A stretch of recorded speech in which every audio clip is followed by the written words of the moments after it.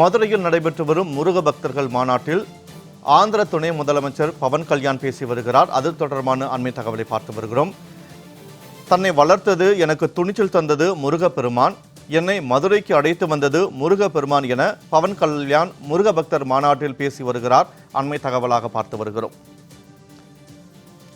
மதுரை பாண்டிக்கோவில் அருகே உள்ள அம்மா திடலில் முருக பக்தர்கள் மாநாடு துவங்கி நடைபெற்று வருகிறது. இந்த நிலையில் இந்த மாநாட்டில் கலந்து கொண்டிருக்கக்கூடிய ஆந்திர துணை முதலமைச்சர் பவன் கல்யாண் தற்போது உரையாற்றி வருகிறார். என்னை மதுரைக்கு வரவழைத்தது முருகன். அந்த வெற்றிவேல் முருகனுக்கு. என்னை வளர்த்தது முருகன். அந்த வீரவேல் முருகனுக்கு. எனக்கு துணிச்சல் தந்தது முருகன். அந்த சுரவேல் முருகனுக்கு. மதுரைக்கும் முருகனுக்கும் நெருக்கம் அதிகம். முருகனின் முதல் அறுபடை வீடும் கடைசி அறுபடை வீடும் மதுரையில் தான் உள்ளன. மதுரை என்பது மீனாட்சி அம்மன் பட்டினம். மீனாட்சி அம்மன் தாய் பார்வதியின் அம்சம். எனவே முருகனின் தாயாரும் மதுரையில் தான் உள்ளார். முருகனின் தந்தை சிவபெருமான் முதல் சங்கத்துக்கு தலைமை ஏற்று மதுரையில் தான் இருந்தார். எனவே இந்த மதுரையில் தாயமே இருக்கிறார், தந்தியும் இருக்கிறார், மகனும் இருக்கிறார். அப்படின்னா மதுரை மக்கள் எத்தனை புண்ணியம் பண்ணி இருக்க வேண்டும். அந்த புண்ணியத்தின் விளைவாக பசும்பொன் முத்துராமலிங்க தேவர் அவதரித்தார்.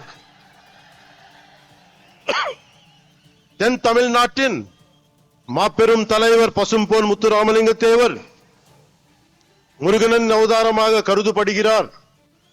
என்னை அவர் சிலைக்கு அருகே மயிலும் வைக்கப்பட்ட உள்ளது. தேவர் மூலம் மனித உறவில் முருகன் வாழ்ந்தார். அந்த பசும்பொன் முத்துராமலிங்க தேவரை தாழ் பணிந்து வணங்குகிறேன். இப்போது மதுரையில் நடத்த ஒரு நிகழ்வை சொல்ல போகிறேன்.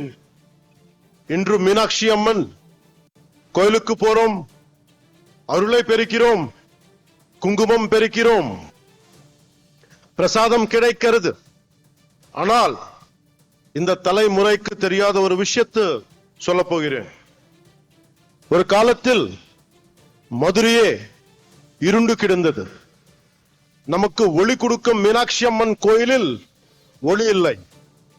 நமக்கு சிந்தூர் கொடுக்கும் மீனாட்சி அம்மன் கோயிலில் சிந்தூர் கொடுக்க ஆள் இல்லை. எந்த ஒளிப்பாடும் இல்லை. கோயில் நொறுங்கி போய் இருந்தது. ஏன் தெரியுமா? 14ஆம் நூற்றாண்டு தொடக்கத்தில் மதுரையை மாலிக் கஃபூர் லூட் பண்ணினான். அதன் பிறகு 60 வருஷங்களுக்கு மீனாட்சி அம்மன் கோவிலில் விளக்கு இல்லை. மீனாட்சி அம்மன் கோயில் மூடப்பட்டிருந்தது. அது மதுரையின் இருண்ட காலம். 14ஆம் நூற்றாண்டின் முடிவில் மதுரையில் மீண்டும் ஒளி பிரிந்தது. அந்த ஒளி விளக்கை ஏற்றி வைத்தார் விஜயநகர இளவரசர் குமார கம்பனன். இதுல இருந்து என்ன தெரிந்தது? நமது நாட்டு நம்பிக்கைக்கு அழிவில்லை. அதுவும் யாராலும் அழிக்க முடியாது. நமது கலாச்சாரம் ரொம்ப ஆழமானது. நம்மை அசைக்க யாராலும் முடியாது. கன்னியாகுமரியிலிருந்து காஷ்மீர் வரை நமது அறம் ஆழமாக இருந்தது. அது இன்றும் ஆழமாக இருக்கிறது, இனியும் ஆழமாக இருக்கும். இதுதான் இந்த தெய்வீக பூமியின் பலம். முருகனின் வடிவத்தில் நமது அறம் தொடர்ந்து தலைக்கிறது. அறம் என்பது என்ன? உலகை தீமை சூழும் போது அதை அறுப்பது அறம். எல்லோரையும் சமமாக பார்ப்பது அறம். தீவர்களை செய்வது அறம், தீவர்களை வதம் செய்வது அறம். அதன் பெயரே புரட்சி. அது செய்பவரே புரட்சி தலைவர்.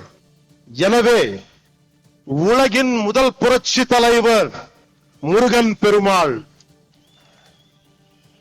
நம்ம எல்லோரும் இங்க வந்தது ஒரே ஒரு கடவுளுக்காக, புரட்சி தலைவர் முருக பெருமானுக்காக, உலகின் முதல் புரட்சி தலைவருக்காக. அநீதியை அழித்ததால் அவர் புரட்சி தலைவர், சமமாக நடத்தியதால் அவர் புரட்சி தலைவர். அந்த வெற்றிவேல் முருகனுக்கு, அந்த வீரவேல் முருகனுக்கு, அந்த சுரவேல் முருகனுக்கு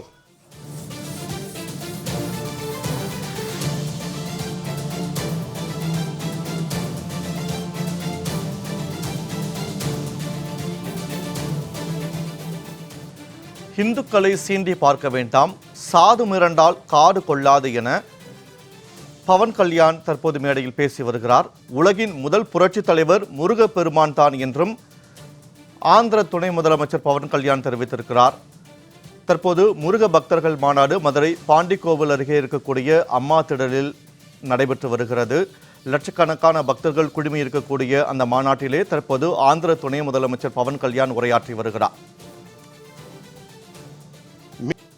கட்சி தலைவர் கேட்கிறார், முருகன் மாநாட்டும் ஏன் தமிழ்நாட்டில் நடத்துகிறீர்கள்? யூபிஎல் குஜராத்தில் நடத்த வேண்டியதுதானே என்று கேட்கிறார். இதன் மூலம் பிரிவினை செய்ய பார்க்கிறார். இது போல் சில கேட்கிறார்கள். இன்று முருகை நோக்கி கேட்கிறார்கள், நாளை சிவபெருமானை பார்த்து கேட்கலாம், அம்மனை பார்த்து கேட்கலாம். இந்த சிந்தனை மிக மிக ஆபத்தானது. அதை பற்றி சொல்கிறேன். இந்த சிந்தனை ரொம்ப காலமா இருந்தது. அதை பற்றி சொல்கிறேன். நான் 14வது வயதில் சபரிமலைக்கு போனவன். தைப்பூசத்துக்கு திருத்தணிக்கு போவதை பார்த்தவன். நான் சென்னை மயிலாப்பூர் படித்த போது நெற்றியல் பட்டையுடன் ஸ்கூலுக்கு போனவன்.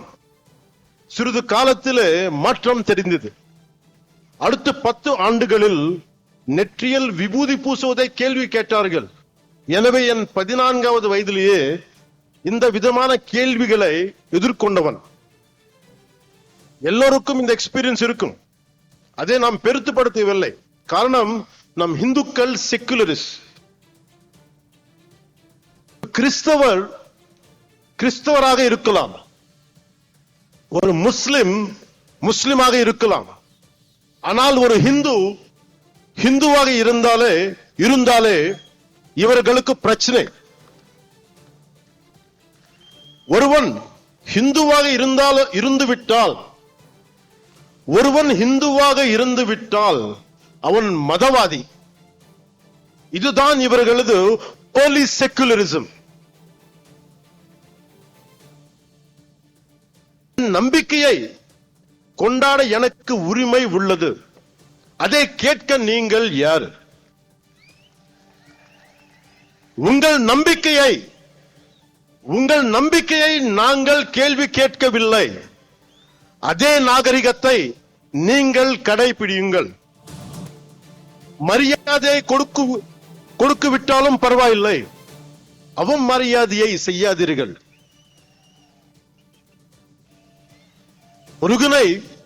முருகனை பற்றி கேள்வி கேட்கும் நீங்கள்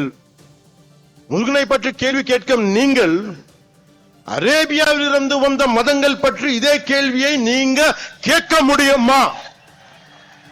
அதற்கான துணிச்சல் உங்களுக்கு உண்டா? அதனால சொல்றேன், சீண்டி பார்க்காதீர்கள்.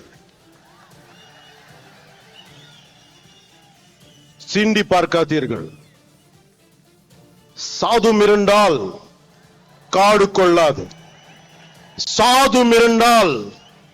கொள்ளாது. సజ్జనుడికి కోపం వస్తే, సహనంతో ఉన్నవాడి కోపం వస్తే వాడిని ఆపడం ఎవరి తరం కాదు.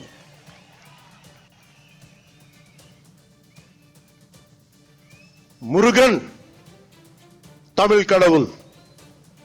ஆனால் அவர் எல்லா இடத்திலும் பறந்து இருக்கிறார். வட இந்தியாவில் கார்த்திகேயராக, ஆந்திராவிலும் கர்நாடகத்திலும் சுப்பிரமணியராக, தமிழ்நாட்டில் முருகராக இருக்கிறார். முருகப்பெருமான் உலகம் முழுதும் பறந்து இருந்தாலும் அவரது பாதம் தமிழ்நாட்டில் ஊன்றி இருக்கிறது. எனவே அவரது மண்ணை வணங்குகிறேன். அதனால்தான் முருகப்பெருமானுக்கு மதுரையில் மாநாடு நடக்கிறது.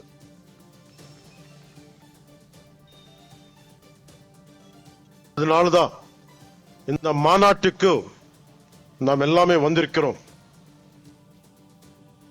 இங்கு சிலர் நிறத்தை வைத்து அரசியல் செய்கின்றனர். நமக்கு நிறத்தில் எந்த பேதமும் இல்லை. நமக்கு நிறத்தில் எந்த பேதமும் இல்லை. கிருஷ்ண பகவான் கருப்பு, காளி மாதா கருப்பு. நாம் நிறத்தின் வழியாக பார்ப்பதில்லை, அகத்தின் வழியாக பார்க்கிறோம். ஆனால்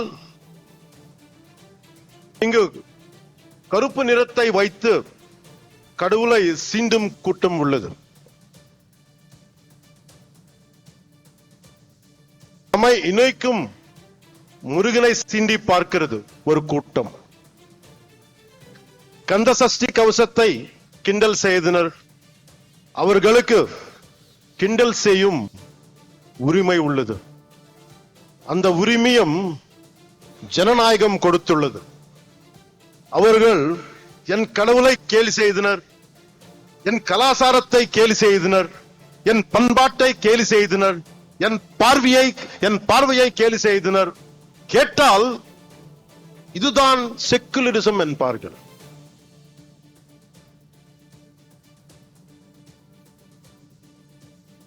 மற்றவர்கள் நம்பிக்கையை கொச்சைப்படுத்த அவர்கள் யார்? முருகனை கேள்வி கேட்க அவர்கள் யார்? அறத்தை அசைத்த பார்க்க அவர்கள் யார்? அவர்களால் மற்ற மதங்கள் பற்றி இது போல பேச முடியுமா?